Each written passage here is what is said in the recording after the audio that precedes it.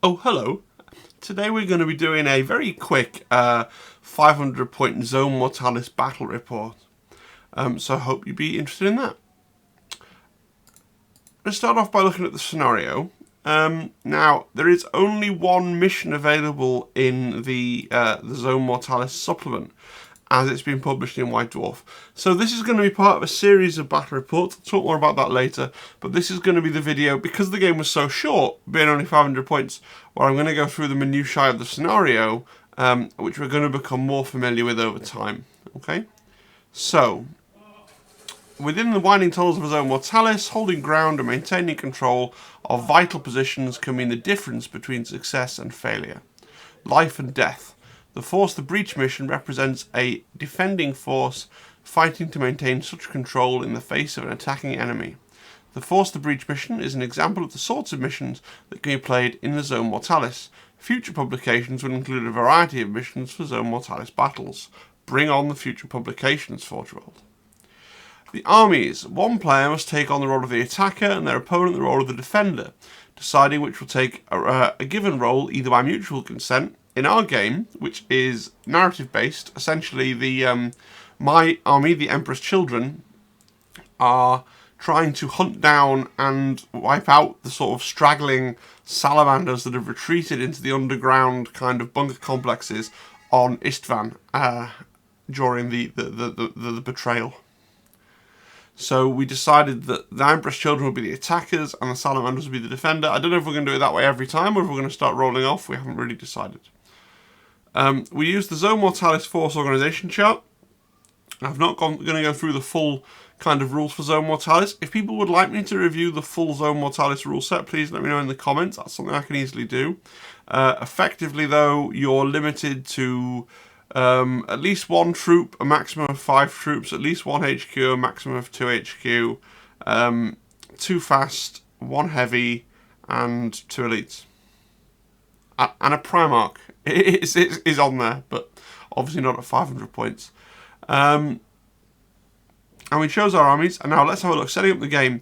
So, determine ceiling. Sorry, I should read the whole thing. Setting up the game. The Zone Mortalis is a tangled labyrinth of passageways and chambers, and should be represented appropriately using the Citadel miniatures Zone Mortalis terrain.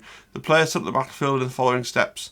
Determining ceilings. So, the players determine if the battlefield will have a ceiling or not, either by mutual consent or rolling off. We decided to have a ceiling. It just prevents you from doing things like deep strike and flying over the walls and things like that. It's not massively a big deal. Place the column and walls. Now, we didn't actually use the plastic Zone Mortalis stuff.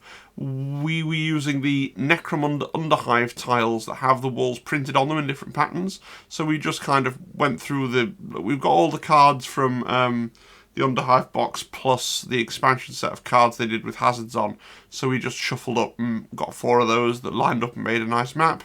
We placed the doors, and then we placed a little bit of remaining terrain.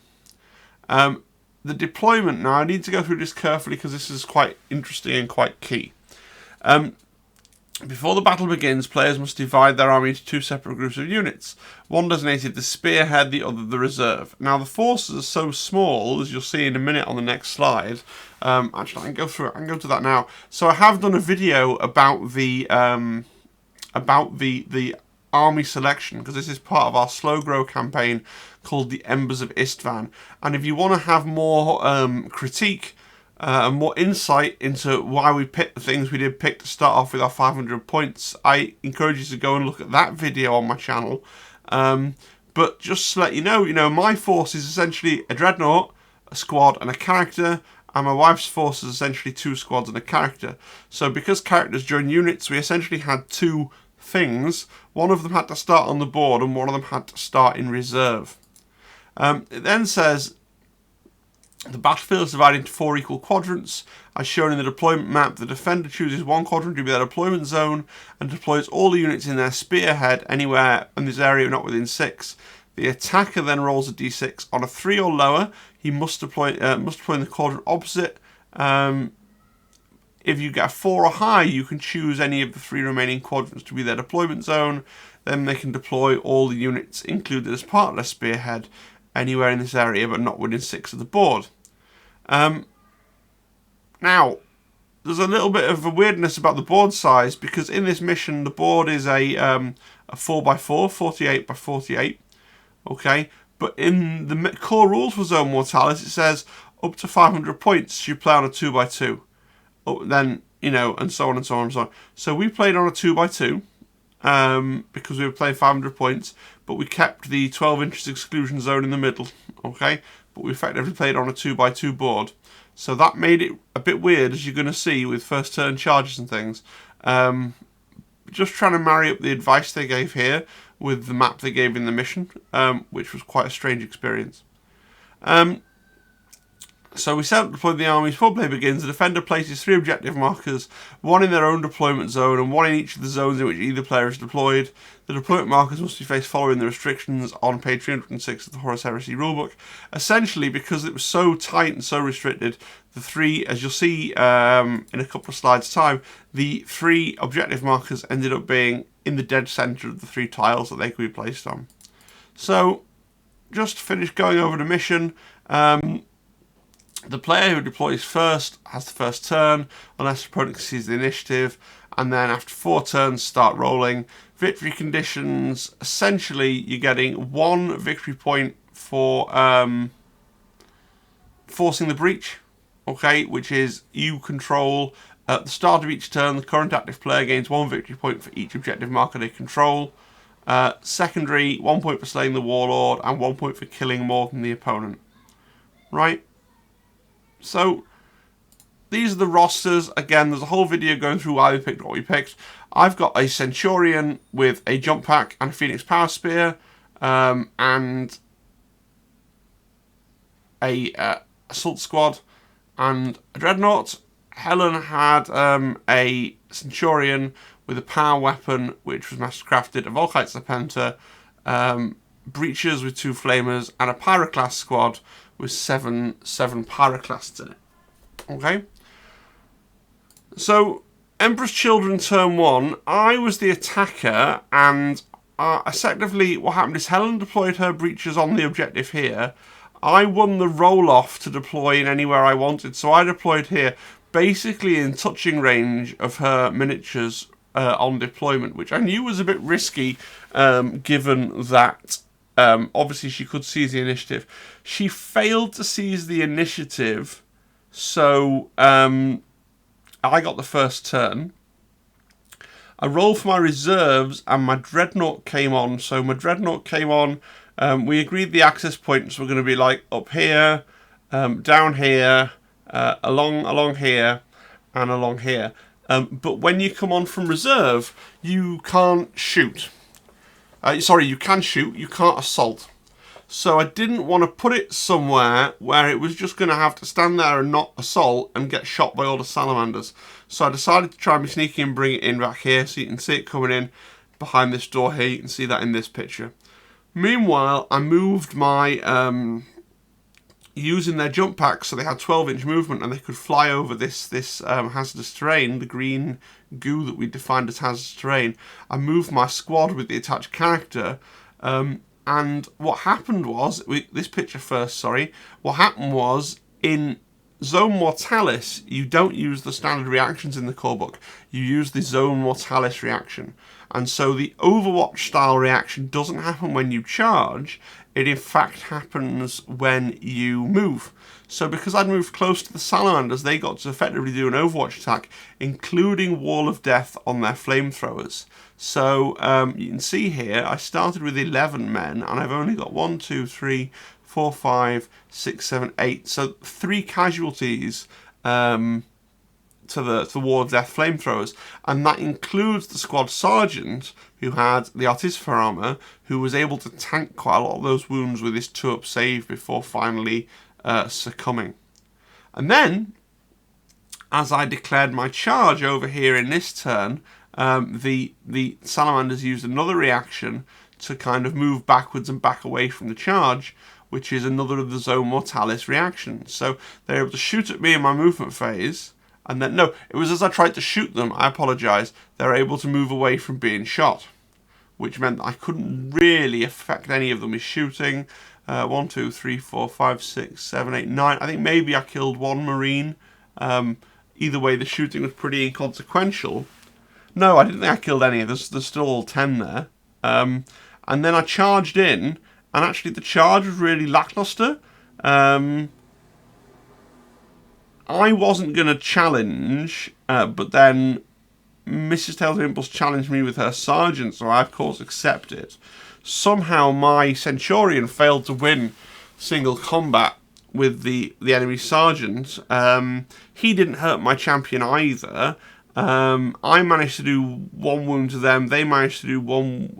I think I did 1 wound to them overall, so they would have been testing on -1. But when I charged, they were able to do the reaction to, I think it's like stand fast or something, where actually they don't take the modifier to that roll, so they just passed the normal leadership test, and the combat just continued there at the end of turn 1. So I was feeling pretty downcast at this turn. You know, I'd killed like 1 salamander, and they'd killed at least 3 for shooting there. Let's see, 1, 2, 3, 4, 5, 6, 7. Yeah, and I think 1 more to close combat. So yeah, very upsetting. Very upsetting. As we go into the Salamanders Turn One, so this is where things started to get really interesting. Mrs. Tales of Impulse brought on her pyroclasts behind the Dreadnought. They've all got Melter Flamer combo weapons, and they all opened up with the Dreadnought couldn't react, because you can't react to an enemy squad moving on. When they shot, he could react, and all he did was move slightly and turn around, because the reaction you can do to being shot is just a move. And they did 3 wounds to him, I think, with their melter guns. But it really wasn't like Mrs. T. I was expecting to kill the Dreadnought when she got the jump on it with the pyroclasts, and she was really disappointed with how inefficient pyroclasts are at killing Dreadnoughts. Because what they've done now is they've made Dreadnoughts monstrous creatures, and so melters really aren't helpful at killing them. Meanwhile, in the combat, it was the Salamander's turn, but what happened was, essentially, my sergeant has a power spear. No, not my sergeant. My sergeant was dead. It was actually my Centurion. My Centurion has a power spear. Now that challenge is ongoing, and that power spear gives him extra initiative. So he was going first. He killed the enemy. The enemy sergeant. The Salamanders failed to do anything in return. They didn't kill any of my guys. But then because I'd killed the enemy sergeant, and I'd killed him, and I'd overkilled him, and those overkill wounds count for combat resolution, the Salamanders, who then didn't benefit from their reaction that they had last turn, which made them discard the modifiers from losing combat, they failed their morale test. At which point, in 30k, you do Sweeping Advance, which is an initiative test, testing on the highest initiative in the unit. Now, the Centurion there has an extra point of initiative. He's initiative 5.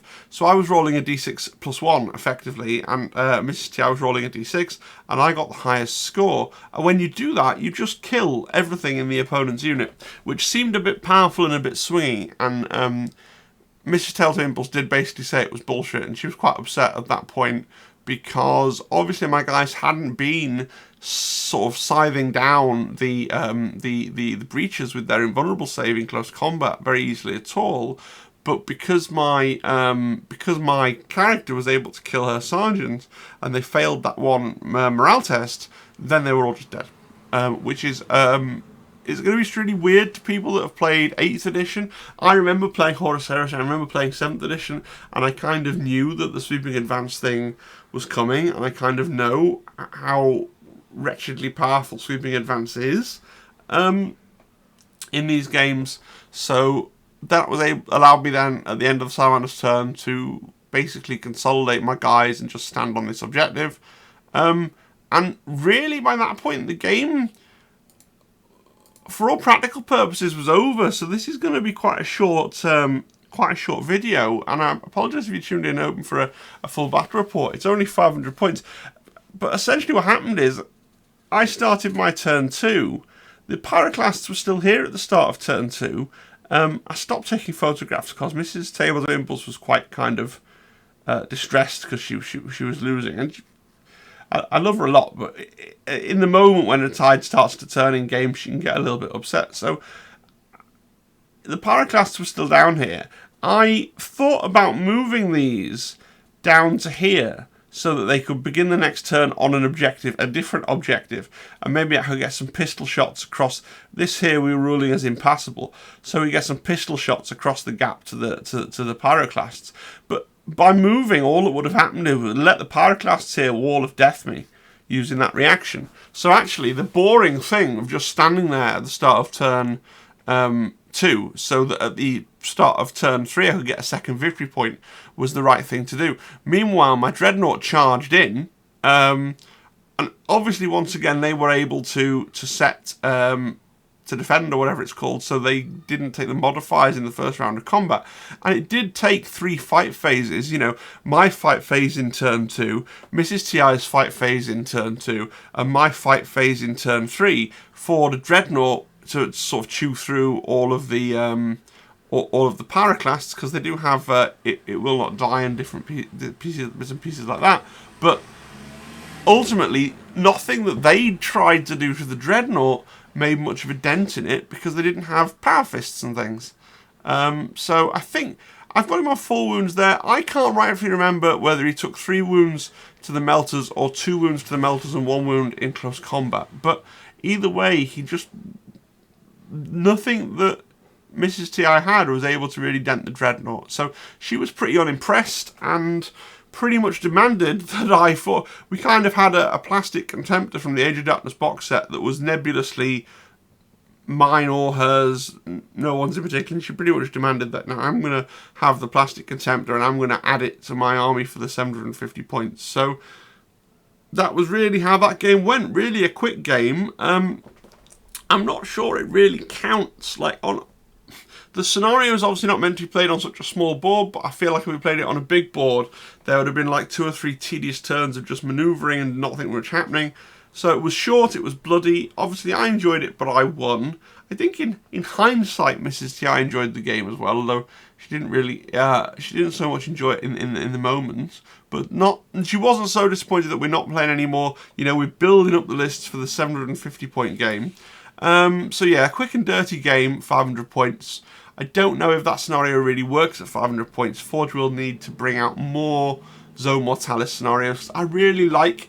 I mean, the reason that I run primarily a Kill Team channel, I adore Kill Team as a game, but one of the big reasons is I can't really play anything bigger than a 4x4 in my house. You know, if our little escalation campaign actually gets to 2,000 points, we're going to either have to travel somewhere or buy furniture and measure things and rearrange things, and it's going to be quite difficult.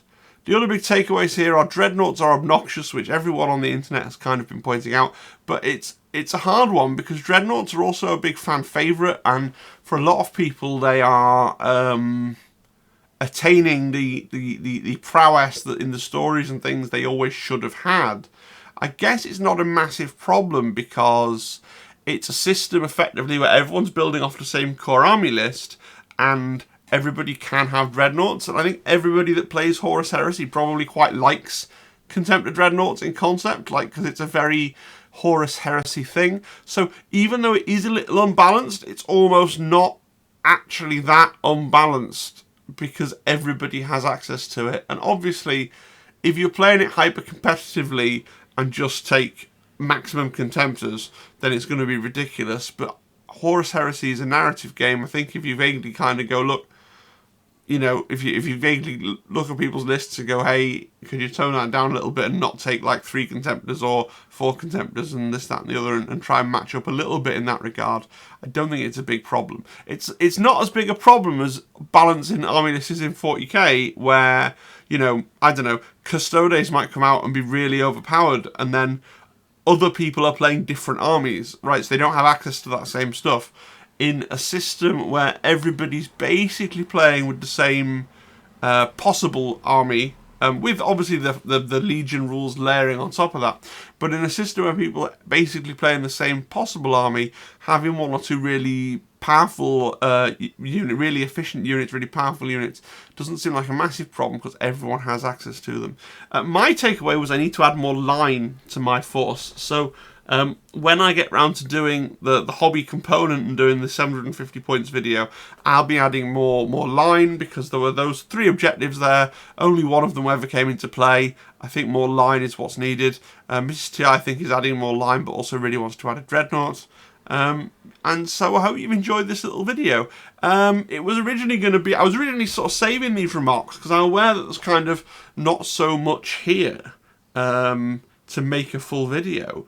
So I was kind of saving these remarks for the 750 point kind of force building video, because again, if you're new to the channel, if you just found this video, this is part of mainly a kill team channel that I run, but we're doing a sort of narrative Horus Heresy slow grow campaign called the Embers of Istvaan, and this is the first battle in that campaign. So if you go back in the channel and look, you'll find the kind of force building video. So now in a couple of weeks you'll get the 750 point force building video, then the 750 point battle, and then the 1000 point force building video, then the 1000 point battle, and then in the meantime you'll get lots of kill team content and other things. So that, if you have found this because you love Horus Heresy stuff, especially if you're vaguely interested in kill team as well, do have a look at the rest of the channel. Do give the channel a subscribe, especially on these Horus Heresy videos. If you're enjoying the content and there's things that you would like to see more of, let me know, because it is hard taking your channel. It's funny because there's been a lot of people on the internet saying, oh, I don't get views when I talk about non-Games Workshop games, because my channel is very much kill team focused. It's almost like I don't get views even if I talk about other Games Workshop games. So we'll see how that goes. And just a note to my regular subscribers, I am going to be streaming tomorrow, doing a hobby stream, probably at about the usual time, and I will be painting the terrain from Kill Team Morok, so do tune in if that is of interest to you. Well, if you have been watching until the end of the video, thank you so much. That really, really helps. If you're not subscribed and you've watched the end of the video, then you're odd, and you should probably subscribe, because obviously you liked the video or you wouldn't be here, right? That makes sense. Yeah, thanks everybody. I'll see you again next time. Bye bye bye. Where's the